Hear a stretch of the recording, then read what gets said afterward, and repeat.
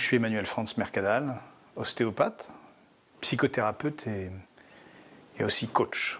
Ma spécialité, c'est de coacher l'entreprise comme je pourrais coacher un être humain. Ce qui m'intéresse aujourd'hui, c'est d'aider l'entreprise à devenir une entreprise de demain, mais dès aujourd'hui. C'est d'aider une entreprise à devenir source d'épanouissement pour elle-même, pour ses dirigeants et évidemment pour ses salariés. Le constat est de dire qu'on passe la moitié de notre vie au travail. Ce travail-là est devenu source de stress, source de tension, source de dépression, source de divorce. On a possibilité de faire autrement. Ce n'est pas une fatalité. Depuis la crise de 2008, on a une nouvelle normalité qui s'est installée, ce qu'on appelle le new normal. Ce new normal, c'est de dire que l'instabilité, l'impermanence des choses, l'imprévu, en fait, c'est devenu la norme du quotidien. Donc, soit on reste dans les anciens paradigmes et on considère donc que ça reste un imprévu, mais comme c'est en permanence au quotidien, on s'épuise, et donc c'est ce qui arrive à une situation compliquée. Soit, à un moment donné, on inverse la tendance et on choisit un autre mode de fonctionnement pour notre entreprise. L'idée, c'est que, au-delà du fait d'être un enjeu de santé publique, c'est-à-dire comment est-ce qu'on peut simplement ne pas être malade dans l'entreprise, mon pari, aujourd'hui, c'est de dire que l'entreprise peut même générer du positif pour soi-même, pour l'entreprise elle-même, pour l'individu, mais aussi pour la collectivité. C'est ce que j'ai appelé l'entreprise positive. L'élément fondamental pour faire changer une entreprise, en tous les cas, c'est déjà de comprendre comment ça fonctionne. En réalité, l'entreprise, c'est un individu à part entière, c'est une personne vivante. Et si on veut qu'un individu s'améliore sur lui-même, la première étape qu'on va commencer à faire, c'est à l'aider à prendre conscience de qui il est. Et bien sûr, l'entreprise, il faut faire la même chose. L'aider à prendre conscience de qui elle est, d'où elle vient, de ce qu'elle a vécu, de ce dont elle est consciente et de ce dont elle n'est pas consciente. Et donc de l'aider à pouvoir accepter ce passé pour mieux vivre son présent, ici et maintenant, mais également, et c'est ça qui est important, de pouvoir se projeter dans l'avenir. On ne peut pas savoir où on va si on ne sait pas d'où on vient. Le facteur temps est important, voire essentiel pour la compréhension de ce qu'est le fonctionnement d'une entreprise. Alors, cette temporalité, elle s'énonce de deux manières. La première manière qui paraît assez simple, dont on vient de parler, c'est cette temporalité entre le passé, le présent et le futur. Mais on a une autre temporalité qui paraît évidente en réalité quand on le dit, c'est qu'une entreprise, elle va naître à un moment donné, donc elle a une enfance qui se génère avec cette période un peu compliquée de l'adolescence, où il y a les confrontations avec les limites, avec la règle, etc. Et puis on a l'âge adulte, c'est-à-dire l'épanouissement de l'entreprise, et puis une forme de sagesse qui s'installe avec une vieillesse et parfois une mort de l'entreprise. Donc, en fait, c'est simplement le cycle de la vie normale. Donc, cette temporalité, elle est importante pour qu'on comprenne le fonctionnement de l'entreprise. En tant que thérapeute, en tant que coach, mon travail, c'est de comprendre le passé d'un individu ou d'une entreprise, son identité forte, ses valeurs, son intention de vie, et de l'aider à mieux vivre dans le présent. Sauf que c'est insuffisant.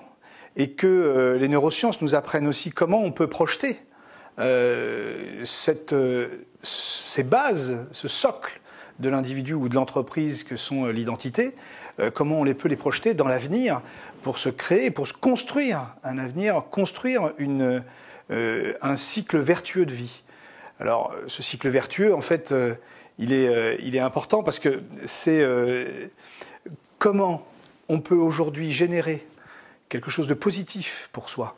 Donc, est-ce que l'on peut se contenter simplement de s'alimenter, d'être dans la journée sur ce qu'on fait, et puis de dormir la nuit pour se régénérer, et ainsi de suite tous les jours? Non, on ne peut s'inclure que dans un système plus global. Nous sommes des êtres sociaux, et à ce titre-là, on a la nécessité de vivre dans un système global. Ce cercle vertueux, c'est ce qui nous permet, en tant qu'individu, de progresser, de s'améliorer, de chercher toujours l'excellence, d'avoir une vraie exigence de positif, de bien-être et de bonheur dans notre vie. L'entreprise, en réalité, elle est capable de faire la même chose. Elle a les mêmes caractéristiques qu'un individu. Si on la positionne dans un cercle vertueux, elle va non seulement aider chaque individu à s'inclure dans ce système vertueux, mais elle va permettre, donc chaque individu qui compose l'entreprise, et elle va permettre également de prendre une place dans le système collectif, dans notre planète, dans notre univers, aussi majeur que ça puisse paraître, c'est pourtant fondamental.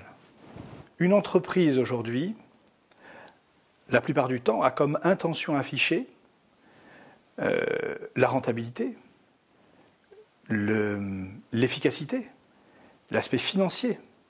C'est vraiment l'essence même du fonctionnement d'une entreprise. Et du coup, on a une vision très rationnelle de ce que doit être une entreprise, c'est-à-dire une machine à produire de l'argent. Et même si c'est évidemment indispensable, c'est nécessaire, mais ce n'est pas suffisant. C'est nécessaire parce que si on n'applique pas un certain nombre de règles de base, on n'arrive pas à sauvegarder cette entreprise-là, mais ce n'est pas suffisant parce que c'est très court-termiste en réalité. Et le simple fait de vouloir être rentable chaque année ne suffit pas à fabriquer une mission de vie globale. Donc la réalité, c'est que l'intention actuelle de la plupart des entreprises est une intention que je qualifierais de faible, de minimale, et qui me semble pas être l'intention réelle de l'entreprise. Dans la mesure où c'est une intention, où l'entreprise est un individu à part entière, son intention réelle ne peut se trouver que dans son histoire, que dans ses valeurs, dans sa mission de vie.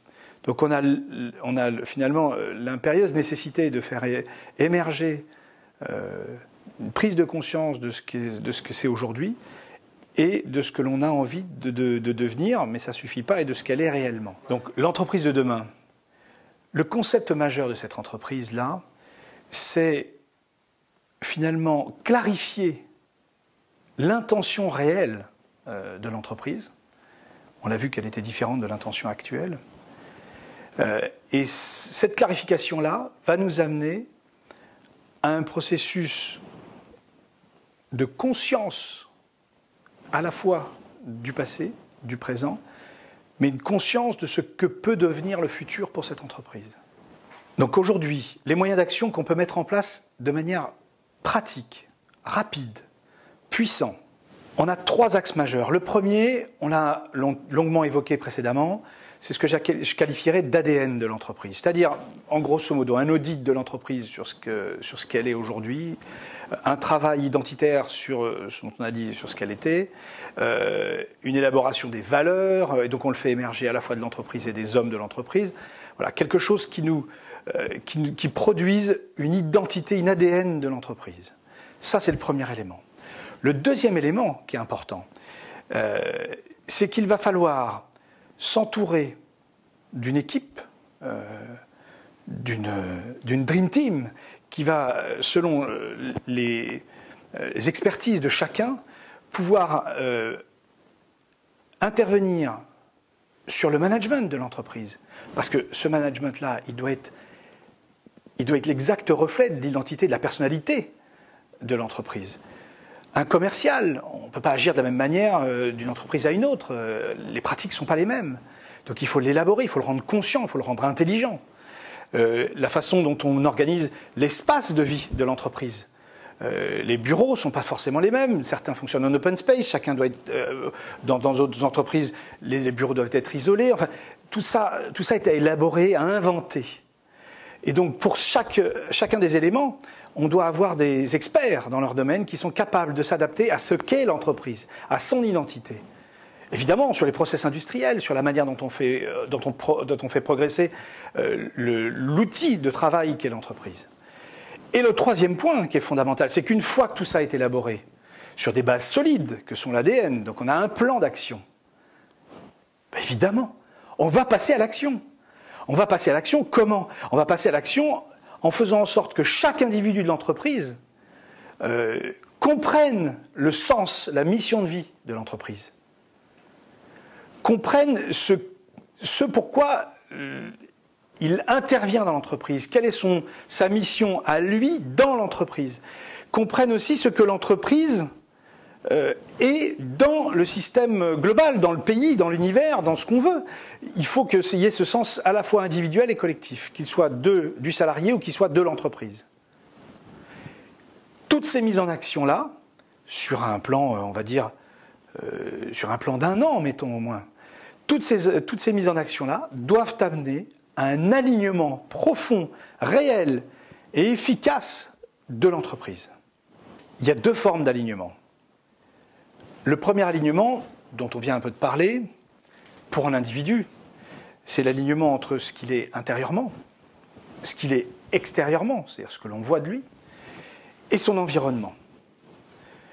Si on interprète ça au regard de ce qu'est l'entreprise, évidemment, cet alignement, c'est sur ce que l'entreprise elle est elle-même dans son fonctionnement en interne, entre ce qu'elle peut être vis-à-vis de l'extérieur, vis-à-vis de ses clients, ses fournisseurs, etc., et comment elle s'inclut dans son environnement, dans la société, dans le collectif. Le deuxième type d'alignement, j'utilise beaucoup en individuel, c'est un concept qu'on peut assez facilement présenter comme le fonctionnement de la tête, du cœur et du corps. On se rend compte dans le fonctionnement d'un individu que la simple activation de son système cérébral ne suffit pas à rendre l'individu épanoui, même si c'est indispensable. Le simple fonctionnement correct et même optimal de son corps ne peut pas suffire à ce que l'individu s'épanouisse, même si c'est fondamental. À ces 2 éléments-là, qui doivent être conjoints, s'associe un 3e élément fondamental que j'ai appelé le cœur. Qu'est-ce que c'est le cœur? C'est la façon dont on peut gérer ses émotions, la façon dont on gère son intuition, la façon dont on gère ses valeurs, son ADN, son identité, ce que l'on est profondément et intimement, au fond de soi. Cet alignement entre ces 3 notions-là, la tête, le cœur et ce corps, sont pour moi un des axes principaux de recherche de bonheur, de bien-être. Admettons l'idée que cette entreprise est un individu, est une personne à part entière. Ça veut dire quoi? Ça veut dire qu'elle aussi doit aligner sa tête, c'est-à-dire le dirigeant, le comité de direction, le comité exécutif, tous ces gens-là qui sont là pour penser, pour diriger, pour manager. Elle doit aligner également son corps, c'est-à-dire tous les salariés, les forces vives de l'entreprise. La vieille bataille française entre le patronat et puis les ouvriers, enfin les salariés, en fait, c'est obsolète comme débat. La réalité, c'est que l'un sans l'autre ne peut pas fonctionner, donc bien évidemment, on doit les associer. Mais ce n'est pas suffisant, c'est nécessaire, mais c'est totalement insuffisant. Parce qu'on a besoin d'y mettre une dimension supplémentaire. Cette dimension, c'est la dimension du cœur, de l'âme, de l'intention réelle, de cette bienveillance réelle, de ce bonheur, de cette recherche de bonheur. Et donc, tout cet alignement-là doit nous amener, non seulement, ça va vous intéresser en premier lieu, non seulement à ce que l'entreprise devienne rentable. Pourquoi elle est rentable? Parce que tout le monde a envie d'y travailler, donc on y met une belle énergie, on y met une vraie volonté. Mais ce n'est pas suffisant. Elle est non seulement rentable, mais elle est source de bonheur, de joie, et d'énergie positive pour chaque individu qui la compose, mais elle est également source de cette énergie-là, positive, pour la collectivité, parce qu'elle s'inclut dans un tout. En réalité, peut-être je vais vous choquer, mais ce n'est pas très grave. Parce que l'essentiel de tout ça, c'est que nous sommes des êtres spirituels. On a besoin de donner un sens à notre vie individuelle. D'une part, mais on a besoin de l'inclure dans un sens collectif, dans un global, dans un tout. Voilà aujourd'hui ce que je souhaite faire de l'entreprise, avec l'entreprise, et pour l'humanité. C'est ça qui nous intéresse, devenir meilleur et aider les autres à être meilleurs.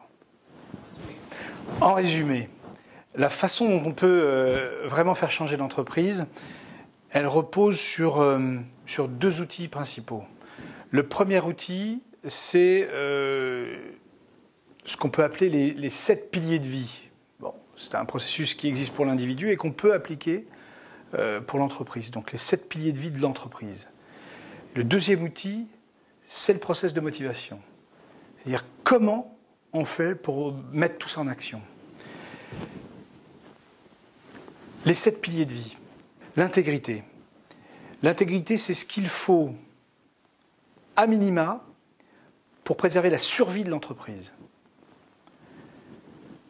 Il est évident qu'on ne peut pas descendre en dessous d'un certain seuil de rentabilité, de progression dans l'entreprise, sous peine de péril. Donc préserver l'intégrité de l'entreprise, c'est préserver ce minimum. Le deuxième élément, dont on parlait tout à l'heure, ce sont les besoins. Qu'est-ce qu'il faut pour que l'entreprise fonctionne normalement ? Donc c'est un cran au-dessus de l'intégrité. C'est important de comprendre comment on peut comment le système fonctionne pour que ce soit équilibré et que tout le monde puisse profiter pleinement de l'entreprise. Le troisième élément dont on parlait tout à l'heure, les valeurs, on a déjà abordé cette notion-là tout à l'heure.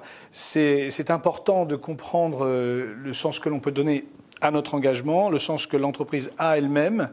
Et donc, ces notions de valeur sont primordiales pour faire fonctionner, pour donner du sens à l'ensemble. On a une obligation dans l'entreprise, donc ça c'est le 4e point, d'être constructif et positif en permanence.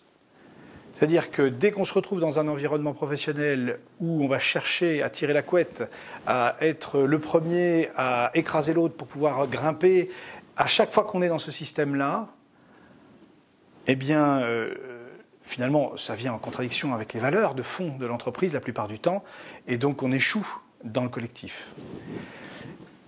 Et du coup, la 5e notion est assez intéressante, puisqu'il s'agit des limites. C'est quoi les limites ? C'est-à-dire mettre des limites claires au fonctionnement de l'individu, mettre des limites claires au fonctionnement de l'entreprise. Voilà ce que l'entreprise est, mais voilà aussi ce qu'elle ne peut pas faire, ce qu'elle n'est pas. Et voilà ce que l'individu peut faire, et voilà ce qu'il ne peut pas faire. Il n'est pas normal qu'un individu travaille le samedi, le dimanche, le week-end, la nuit, pour son entreprise.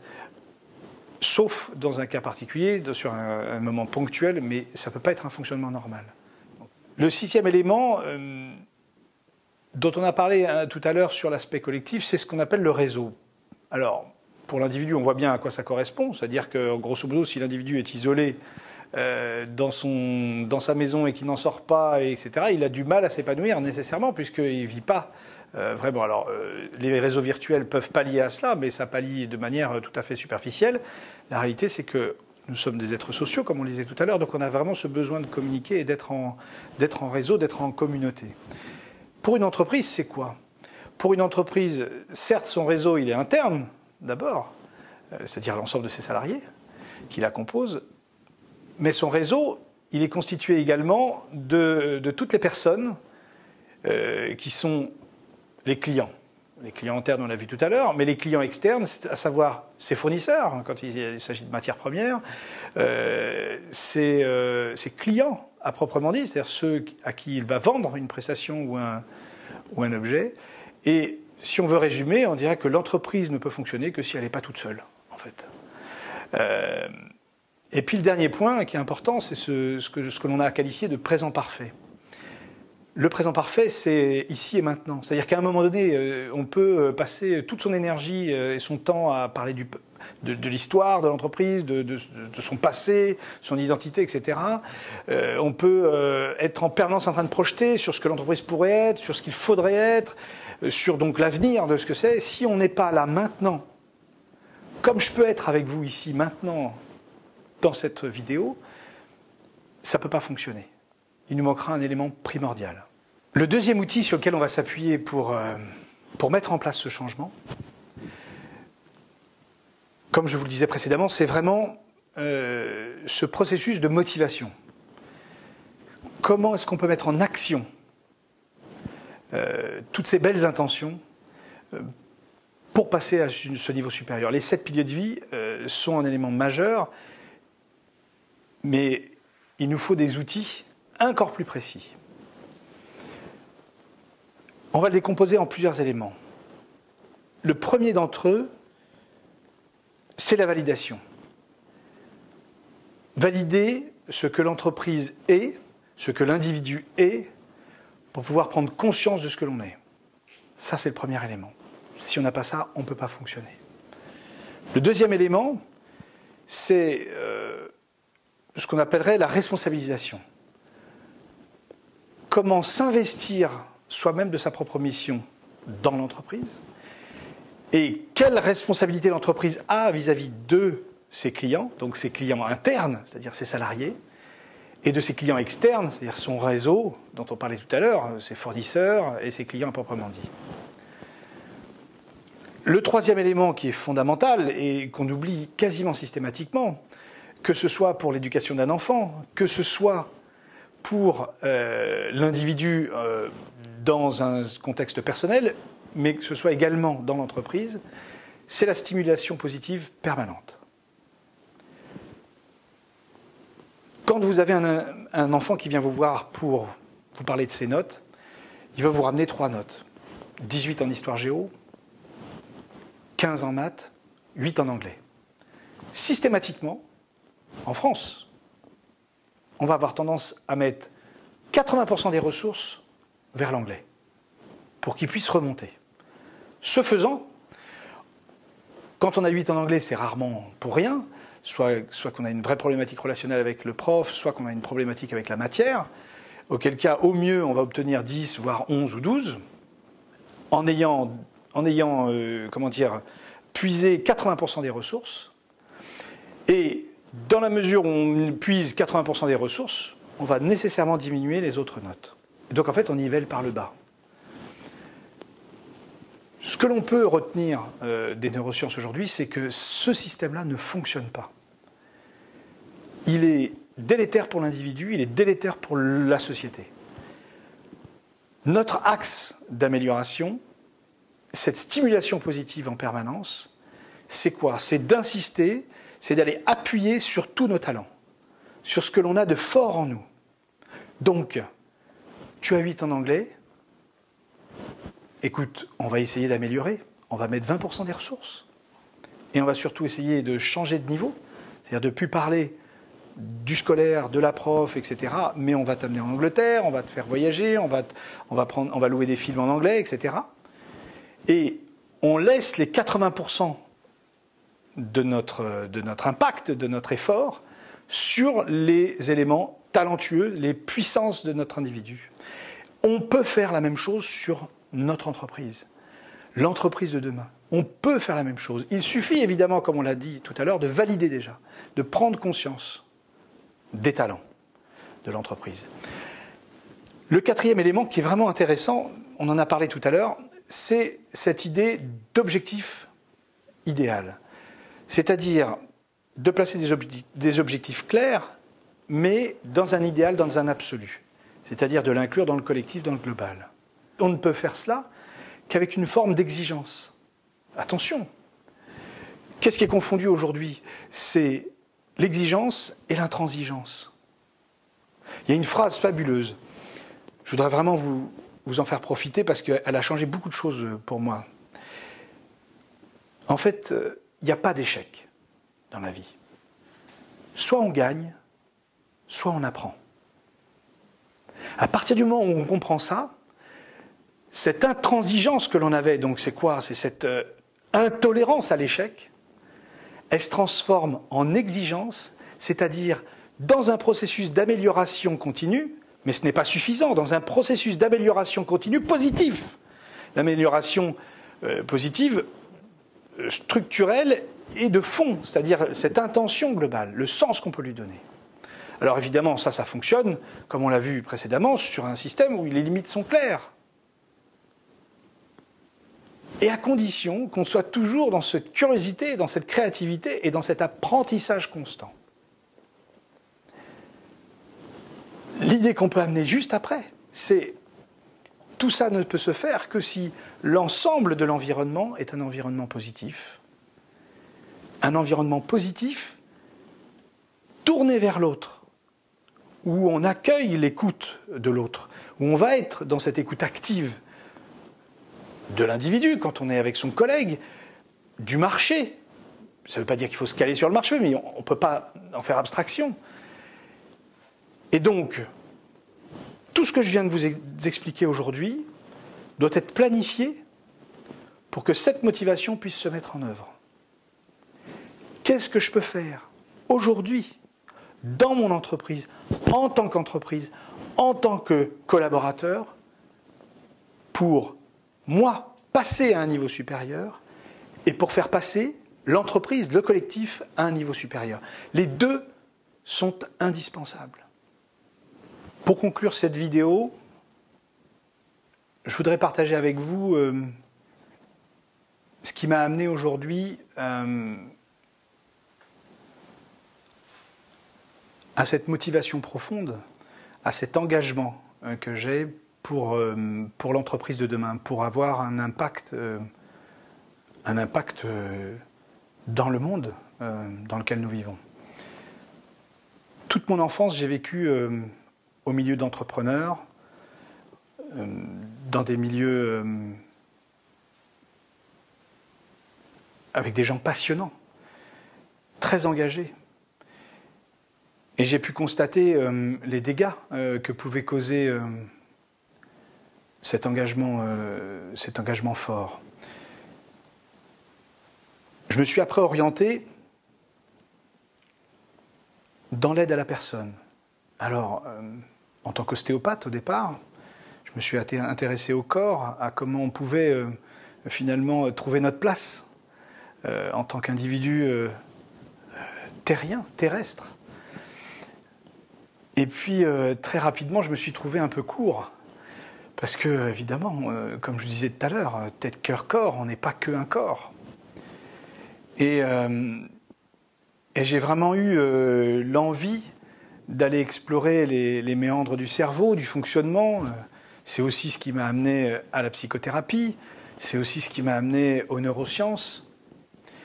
Et cette expertise-là, avec la compétence, la compréhension de ce qu'est l'individu en tant que corps, m'a permis d'appréhender les choses de manière assez globale. Et vous vous souvenez, tout à l'heure, je vous ai parlé dans le processus motivation de cette exigence. Et en réalité, je me suis rendu compte que je ne pouvais pas me contenter de ça. Qu'il y a une dimension supérieure à tout ça. Que c'est une dimension vibratoire, que c'est une dimension du cœur. C'est ce que l'on pourrait qualifier de chemin quantique. Et donc, nécessairement, si on y met cette dimension du cœur, cette dimension vibratoire, on a envie de s'inclure dans un tout, dans un univers. Et quel impact on pourrait avoir sur l'ensemble de notre humanité. Et donc, ce qui m'est apparu évident par rapport à mon expérience, c'est de donner toutes mes connaissances, tout mon cœur, tout mon engagement dans un sens collectif, dans une direction globale, avec un impact fort sur la société. L'entreprise, aujourd'hui, c'est un outil indispensable de vie, du quotidien. Et on a besoin d'humanité dans ce monde. On a besoin d'amour. C'est fondamental. On ne peut pas fonctionner si on n'a pas ça. Voilà, c'était ma conclusion. Et je suis très heureux d'avoir partagé ce moment avec vous. À bientôt.